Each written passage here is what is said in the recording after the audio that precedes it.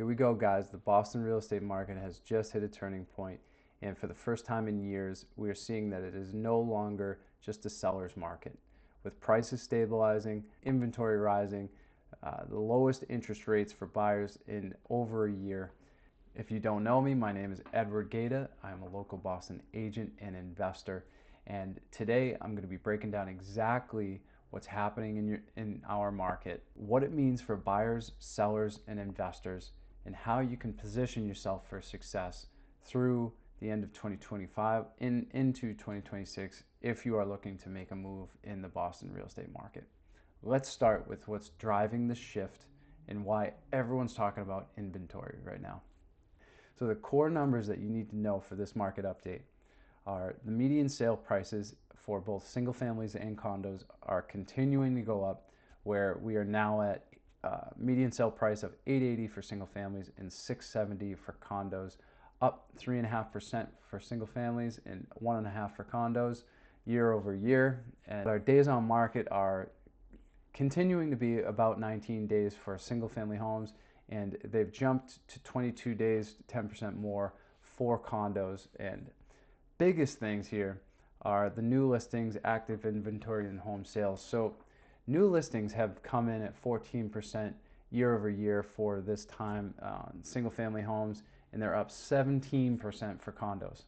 That's a massive influx of inventory for both of these segments. Active inventory has jumped about 16% year over year and 26% for condos specifically. That's huge. So even though existing home sales have jumped 6% and they're up 3% for condos, that is a huge difference or a huge margin for buyers who are looking for options. So there's just a lot more inventory out there. This represents the most balanced time in the Boston market for really over a decade, according to the data that I've pulled up through October. And this shift really creates a healthier environment, ecosystem, and just overall perspective for people transacting in real estate in the current market. Prices are very strong, just not surging like they used to be. So we're not seeing these double-digit appreciation figures year over year like they were in 2020, 2021.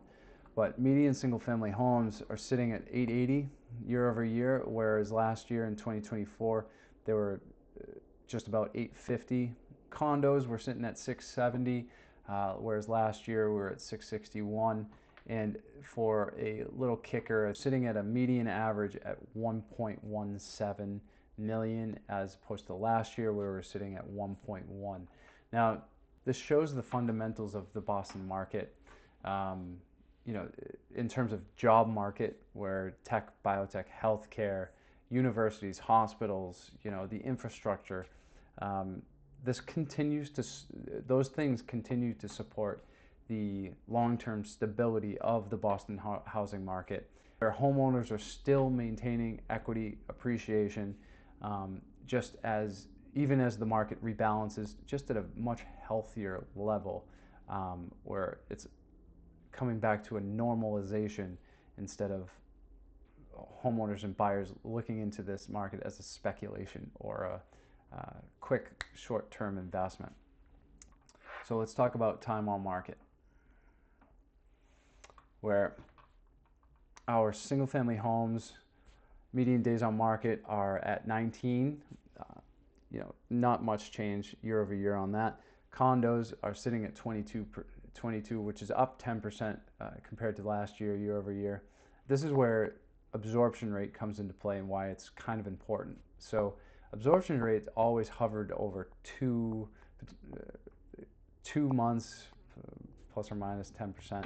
So now we're approaching 2.5 to 3 months coming into this season with the data through the end of August, all the way through September, and now all the way through October, just increasing our absorption rate, which means that if there were no additional properties that come to market from this point on, the entire inventory of homes and properties, single families and condos, will be sold or under contract within 3 months.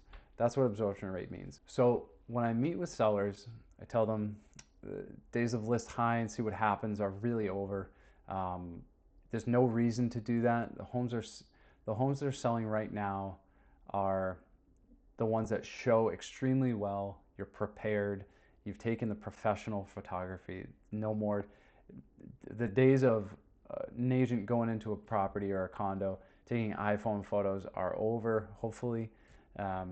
And if you price it strategically, your property will sell very quickly because the buyer pool is still very strong. But the biggest story this month isn't inventory or prices. It's really where the mortgage rates went. The 30-year fixed mortgage rates are now averaging between 6.13% and 6.19% as of a couple days ago, 4 days ago.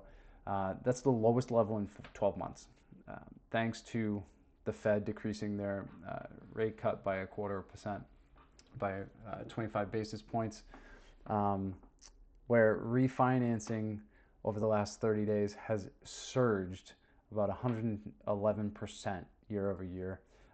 This is creating a wave of new buying power, returning to the market for new buyers coming in.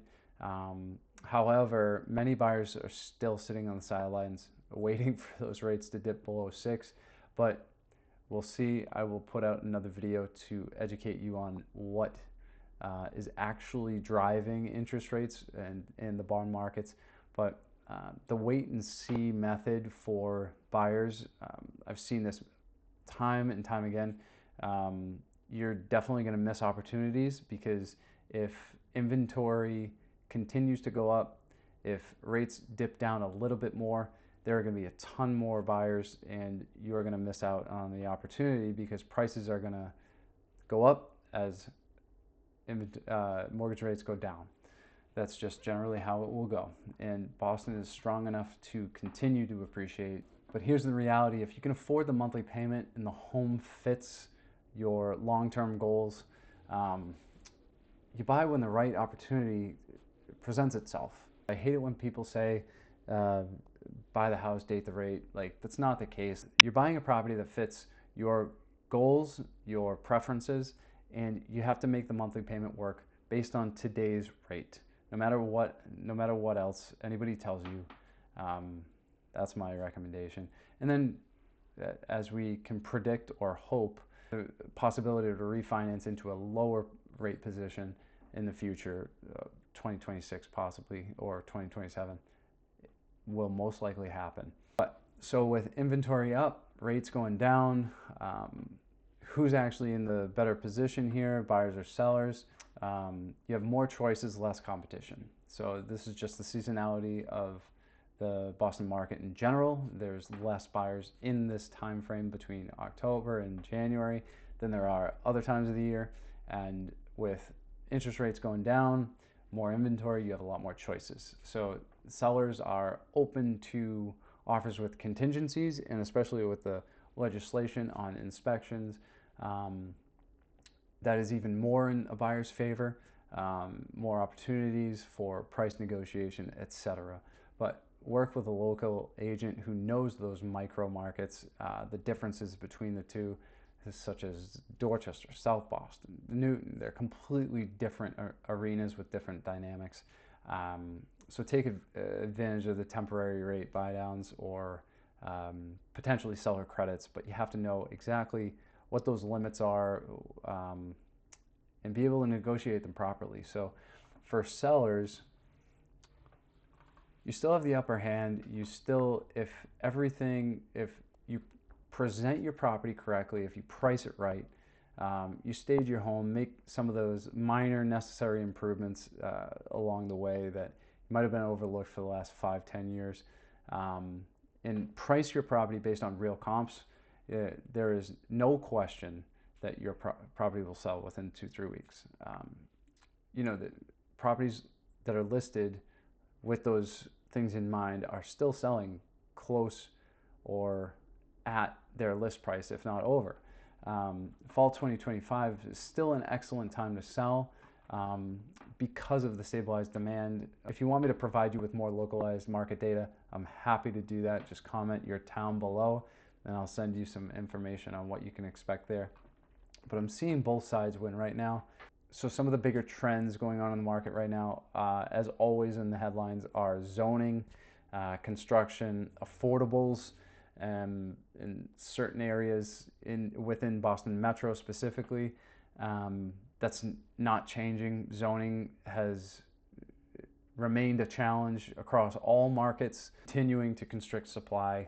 It's going to be huge in the future, especially in the spring, where most new buyers or upsizing buyers want new product. So that is a huge consideration. Recently, there have been a notable cancellation rate increase of 15%. So coming from purchase and sale and canceling the contract, most of this data is coming from the MLS because it's the most accurate way to record that. And the refinance. So this is going to be a huge piece of the future market, where as rates come down, current owners are going to refinance out of potentially some of those higher rates, creating more of a lock-in effect, further constricting supply in Boston, which is already small enough. So what this might mean for you, the very high level, is that the next 3 to 6 months are going to be a very, very good window for buyers. Position yourself now, get your finances in order, and talk to a mortgage professional. If you need a mortgage professional, just let me know. Comment below and I'll send you over some referrals of professionals that I've worked with numerous times in the past. For sellers, you can still get a really great price. Homes are still appreciating at strong levels year over year. Just make sure that we're getting professional photography, staging, doing some of those minor updates, and pricing your property accordingly based on what's going on in a much shorter time frame on the market, and while also considering what's active on the market so that you know exactly what you're competing against. And for investors, this is a phenomenal time to get into a multifamily, which is what most of you do at the end of the year anyway. So with stable rents, that slowing price growth in the multifamily, which I'll do in a different video. Cap rates are improving. They're expanding a little bit. There's a lot less pressure, downward pressure through pricing on your cap rate and returns. So quality properties in slightly better neighborhoods coming available during this time might be a very good opportunity for you to get into the investment game. So predictions for, like I said, 3 to 6 month time frame. Up until February, we're going to see very, very good pricing, equilibrium in the market. Up until, as always, that February, second week of February is when arguably the best time to list a property for the highest price with the greatest buyer demand, least amount of inventory coming into the early spring. That's when we see that price bounce back up. Summer all the way through from February to mid-June, you're going to see very, very strong pricing appreciation, and with potential Fed cuts coming into the summer, we have no idea, but if interest rates go down, the buyer pool is going to remain strong in the Boston market. And the long-term outlook, as always, I've lived here my whole life. Boston's job market remains strong. Fundamentals of Boston, housing and investing, remain extremely strong. So expect continued growth and a more moderate pace, which is better for everybody.